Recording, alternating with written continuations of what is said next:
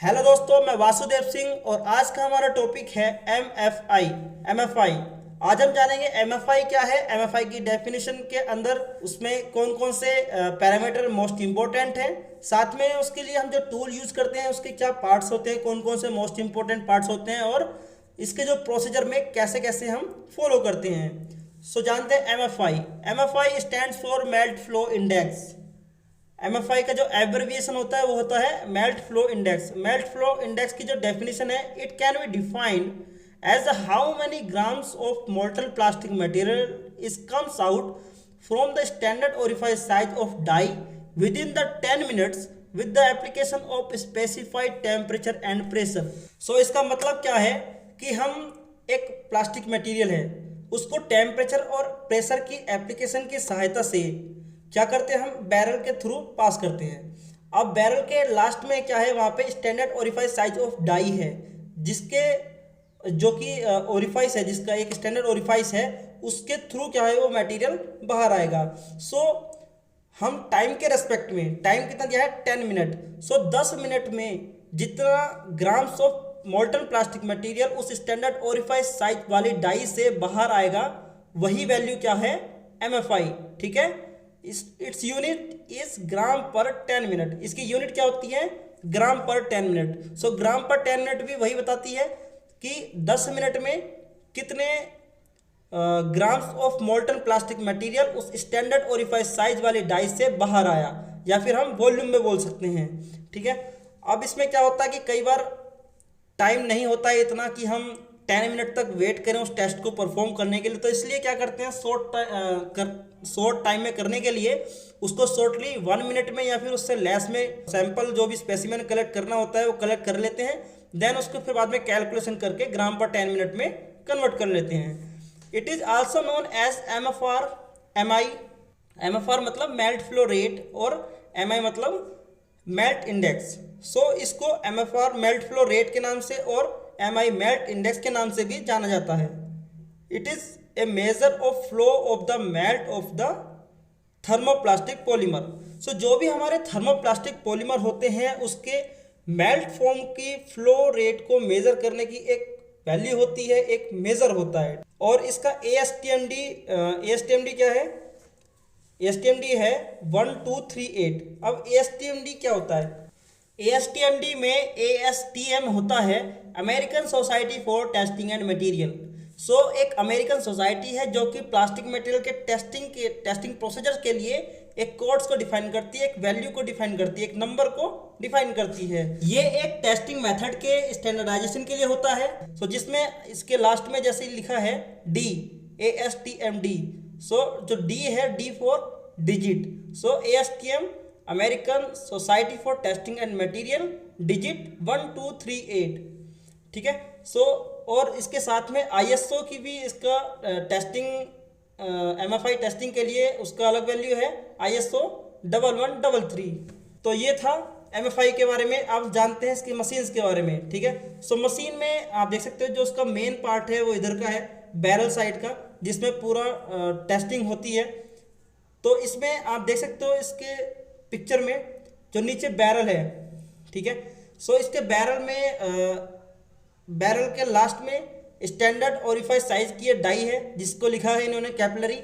Capillary मतलब die ही होता है। ठीक है, तो इसका जो स्टैंडर्ड ओरिफाइस डाई का डायमीटर दिया हुआ है 2.0955। ये एक स्टैंडर्ड डायमीटर है, हालांकि थोड़ा बहुत पॉइंट में कुछ वेरी होता रहता है, लेकिन स्टैंडर्ड 2 mm ही रहता है। ठीक है, स्टैंडर्ड कितना रहता है 2 mm।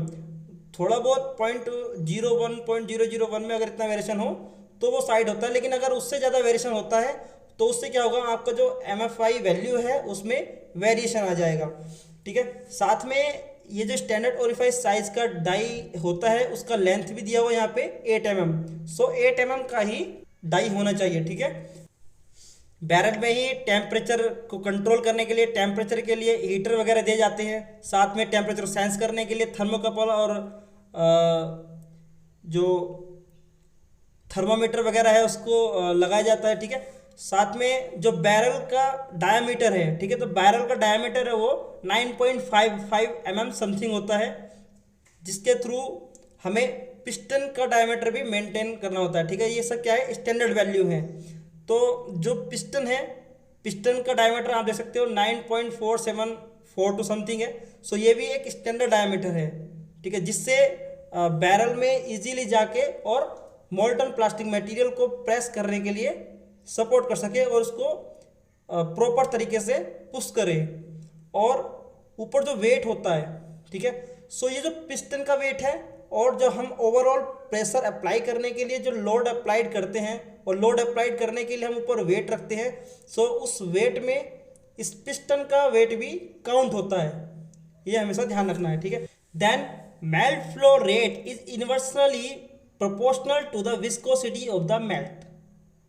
ये जो MFI होती है वो विस्कोसिटी, जो भी जिस प्लास्टिक मटेरियल का हम चेक करें नॉर्मली, विस्कोसिटी के इनवर्सली प्रोपोर्शनल होती है।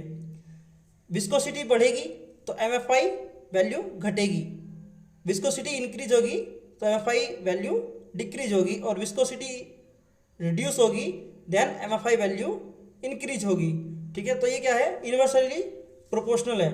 अब विस्कोसिटी क्या होती है?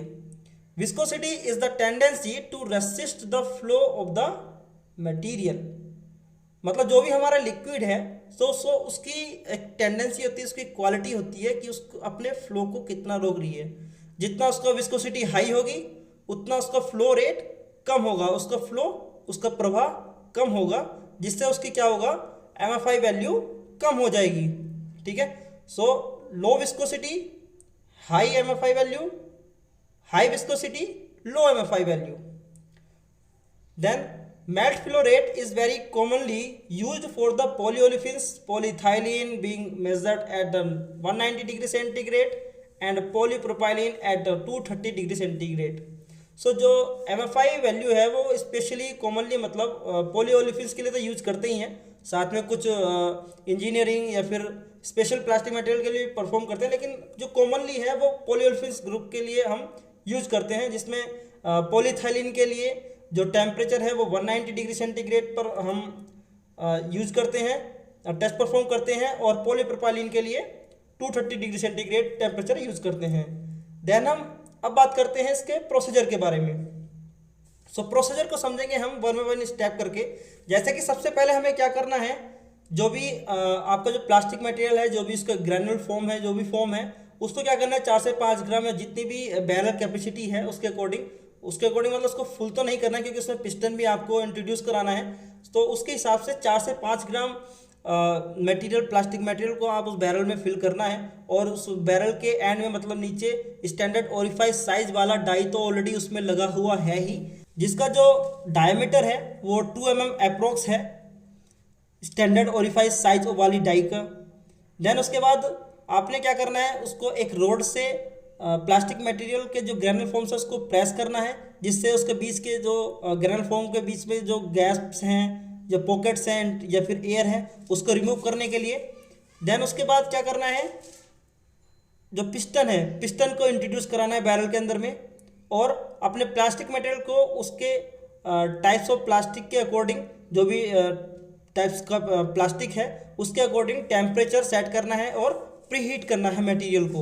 जैसे कि पॉलीथाइलिन के लिए 190 डिग्री सेंटीग्रेड यूज़ करना है और मटेरियल को प्रीहीट करना है 5 मिनट के लिए, और पॉलीप्रोपाइलीन के लिए 230 डिग्री सेंटीग्रेड यूज़ करना है और उसको प्रीहीट करना है 6 मिनट के लिए। सो इस प्रकार से वो testing parameter as per plastic material set करना है, और उसके बाद नॉर्मली उसको जो भी गैसेस वगैरह या फिर जो भी पॉकेट्स हैं उसको प्रेस करके एक बार निकाल देना है उसके एयर को। देन उसके बाद क्या करना है, एज पर प्लास्टिक मटेरियल, ठीक है। सो उसके टेस्टिंग कंडीशन में वेट आता है, हमें कितना प्रेशर अप्लाई करना है, कितना लोड अप्लाई करना है। जैसे कि MFI में 2.16 kg और 5 kg स्टैंडर्ड वैल्यू होती हैं, जो कि as per plastic material select की जाती हैं।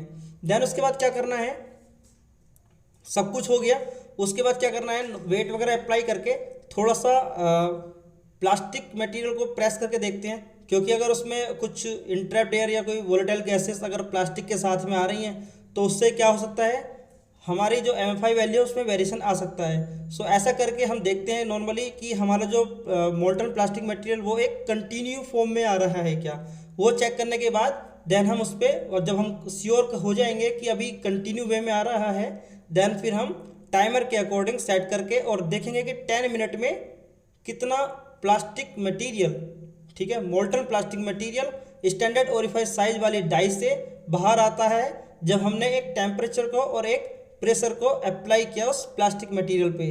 सो वो आ जाएगा ग्राम पर 10 मिनट में। हो सकता है आप मिनट में करो, बाद में जाके वेट करके कितने ग्राम है, देन मिनट से हम 10 मिनट में कन्वर्ट करके हम पता लगा सकते हैं, उसको ग्राम पर 10 मिनट में कन्वर्ट कर सकते हैं। सो दोस्तों ये होता है MFI, मेल्ट फ्लो इंडेक्स, और उसको कैसे टेस्ट करना है, टेस्टिंग प्रोसीजर, और उसकी मशीन्स के अंदर जो मेन पार्ट्स हैं उसको हमने समझा।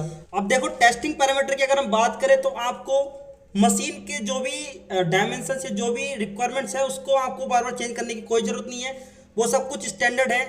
बैरल का डायमीटर, पिस्टन का डायमीटर, ये सब स्टैंडर्ड है, और जो डाई है उसका जो ओरिफाइस है उसका डायमीटर वो सब स्टैंडर्ड है। अब आपको देखना है प्रोसेस टेस्टिंग, आप जिस मटेरियल के लिए MFI टेस्ट कर रहे हो उसके पैरामीटर मोस्ट इंपॉर्टेंट हैं। वो अलग अलग प्लास्टिक मटेरियल के लिए अलग अलग होते हैं। कौन कौन से होते हैं? दो चीज़ होती है, एक टेम्परेचर और एक प्रेशर। सो ये एज पर प्लास्टिक मटेरियल कुछ में सेम है, कुछ में अलग अलग है। तो जो वेट है, वेट 2.16 kg और 5 kg यूज करते हैं। ये एज पर मटेरियल चेंज होता रहता है, किसी में 2.16 kg यूज करते हैं, किसी में 5 kg, कुछ में उससे ज़्यादा भी है। तो आपको टेम्परेचर और प्रेशर की जो स्टैंडर्ड लिस्ट है वो आप नेट से डाउनलोड कर सकते हो। सो दोस्तों आशा करता हूँ कि आपको ये वीडियो अच्छी लगी होगी। Thanks a lot for watching this video.